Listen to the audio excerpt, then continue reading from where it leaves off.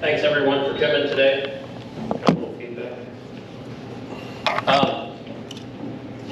These slides on your left there, this farmer in Panhandle, Texas, kind of northeast of Amarillo a little ways. He bought this farm in the winter in February, I believe. Got a promise from his irrigation pivot guy to have a pivot and underground and everything ready to run by end of March. End of May, still doesn't have a pivot up. And 2022 was a drought year. It was bad for us. So no pre-water went down. Did not have really much snowfall or anything else. This guy went ahead and planted on a forecasted rain, and he got a little bit, but a quarter of an inch maybe, not very much. And you can see what he planted into, just clods, and it was a mess. The next photo is after a bunch of biology was applied. He called me in July, I think it was 1st of July, and said, what am I gonna do? I gotta make a farm payment, we need a crop, this doesn't look good. I got the next, okay. There, that's July. Yeah, so this is July. We can see the soil, we can see the plant roots. This root here was going horizontal and the soil was flattened out. There was a definite restricted layer. You can see my pocket knife there. That's all the bigger that the roots were on that corn that had been in the ground for essentially 45 days. So we had some real problems here. I mean, this is not anything to write home about, obviously. This is an issue. So he had applied some MT17 to some of his other ground. He still had some left in a tank, and I told him to get that out right away through the pivot. So he applied 10 gallons of MT17. We got him some MVP and a quart of Oro RZ, and that is the first that I had seen. We had used the Oro RZ. We had heard about it from our rep, but weren't sure what it did. But it is a soil surfactant. And you can see it is made by the same people that make Oro Boost. It is a very, very concentrated version of Oro Boost, kind of. There's a couple other additives in there, I guess. But it is organic. But this farmer was conventional. We needed to crack that soil open and get it to be able to accept the irrigation water, so it wasn't just ponding, and try to get those roots to go lower.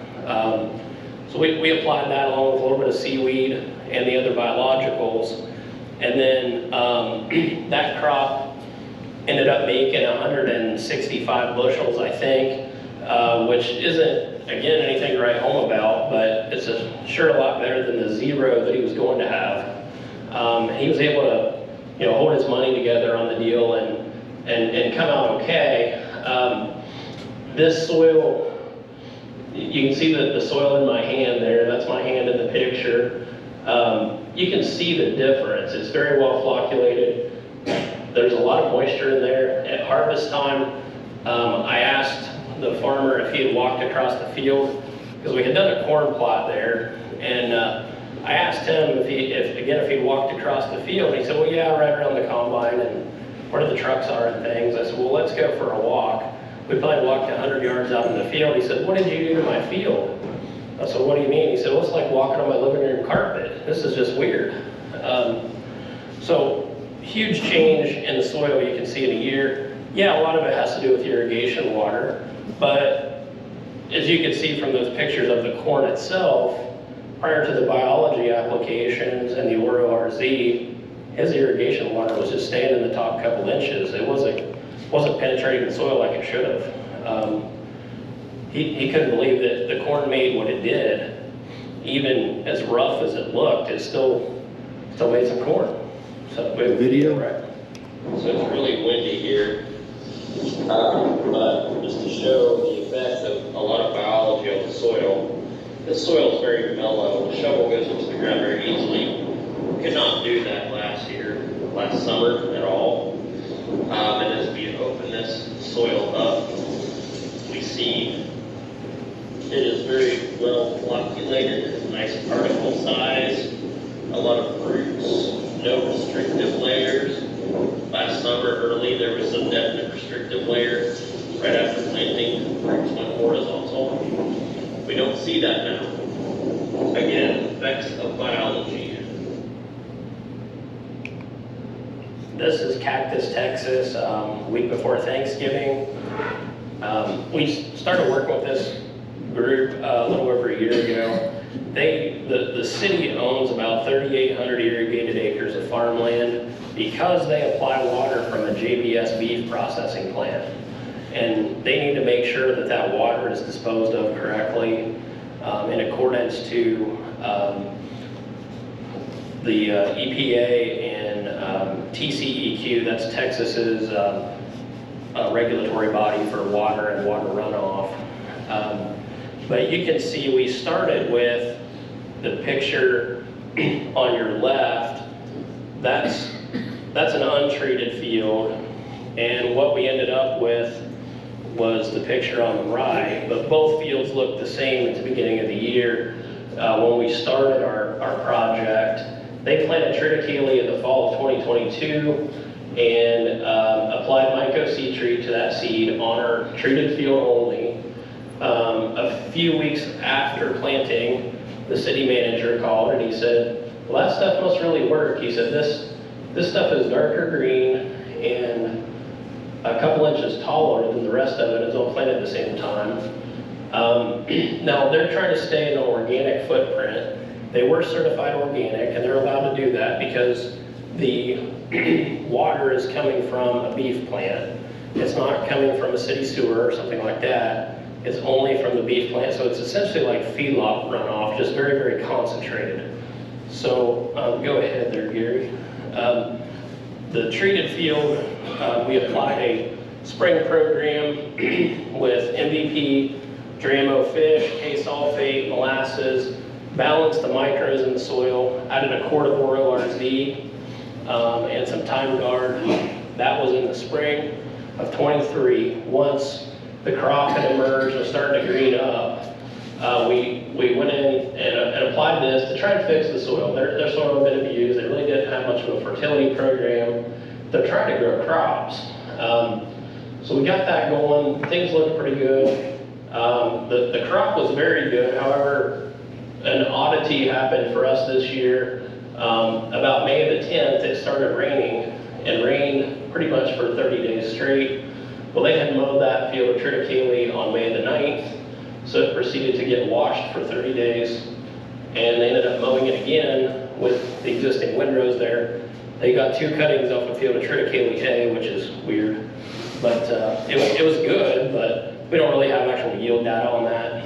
But then this fall, or after the triticale, they tilled the field up to plant sorghum Sudan grass hay, and then they applied MT17 right after that we're trying to change the soil tilth. They had a lot of problems with weeds, very tight soils again, added another quart of RORZ, and this is the result. They planted triticale back in that after the sorghum Sudan hay. This fall, the soil is dark, it's flocculated, it's holding moisture. This other picture here, the pivot had just gone around and watered it 11/100ths of an inch. The original picture that we showed, I said, was what we started with. That is the field right across the driveway. It was not treated with any of our products. And that field had 65/100ths of an inch. And we're going to show a video here in a minute. But the treated field, you can walk across it, leave tracks with 11/100ths of an inch. Very, very different, just very different behavior from the soil. Here's our water infiltration test. You can see the numbers there, untreated versus treated. Go ahead with our video, Gary. Out here in Cactus, Texas, I'm trying to do an infiltration test. This is the untreated field. Unable to push this 3-inch pipe in the ground more than about a 1/4 inch. Got to hammer it in.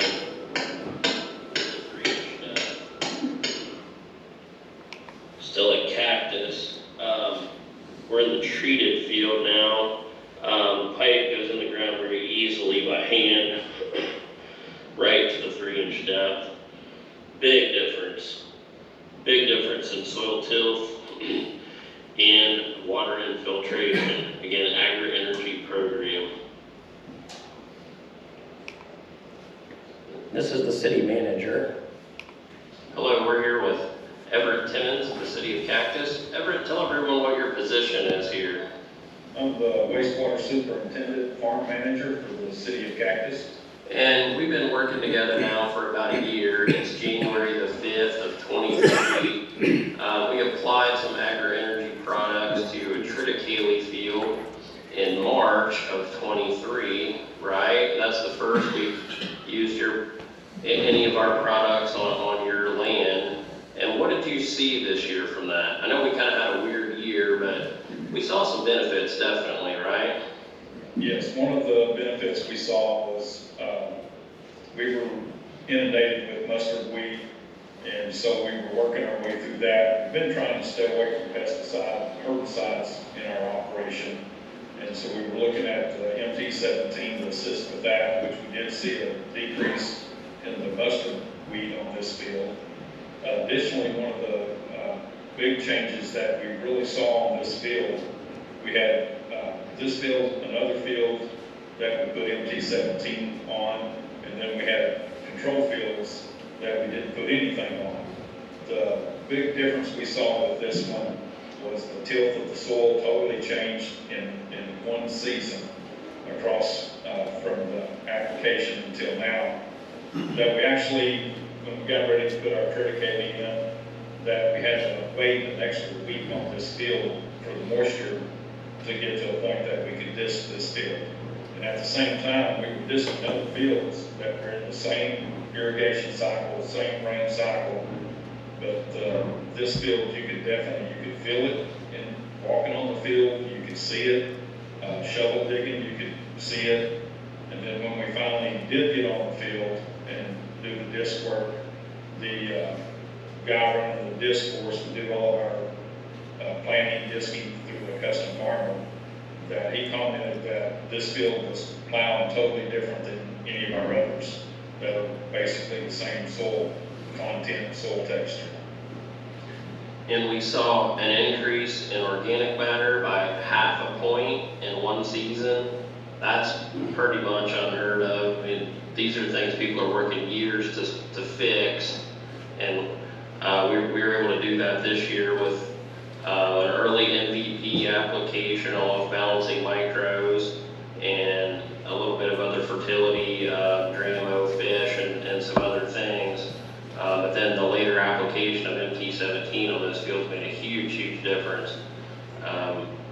We've been in those fields earlier, and that's the other pictures and videos that we'll show here, but very dramatic difference just in one season. Thank you, Everett. I appreciate your time, sir. You're welcome. Yeah, again, we've changed these things, huge changes in one season. Who's doing that besides AgriEnergy? We go to these NRCS soil meetings and things. They talk about things taking 30, 40 years to change. We're doing it quick and economically and still growing a crop that's worthwhile. Thank you, everyone.